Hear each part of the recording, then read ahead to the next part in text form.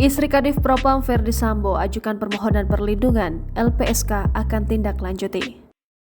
Lembaga Perlindungan Saksi dan Korban (LPSK) akan melakukan penelaahan dan investigasi terkait dengan permohonan perlindungan yang diajukan oleh istri Kadif Propam Polri, Irjen Ferdi Sambo, PC, dilansir dari tribunnews.com.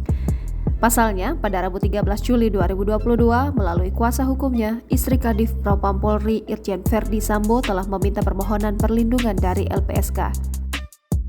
Atas permohonan tersebut, Wakil Ketua LPSK Susila Ningtyas mengatakan akan segera melakukan koordinasi dengan aparat penegak hukum terkait dengan peristiwa baku tembak yang melibatkan Brigadir J dan Barada E. Dalam peristiwa ini, istri Kadif Propam Polri Irjen Ferdi Sambo disebut sebagai korban pelecehan dan berada di lokasi kejadian. Berdasarkan hasil rekomendasi dan asesmen psikolog, LPSK selanjutnya akan memutuskan permohonan perlindungan terhadap istri Kadif Propam Polri Irjen Ferdi Sambo. Tentunya, hal ini harus menunggu keputusan dari hasil rapat pimpinan LPSK.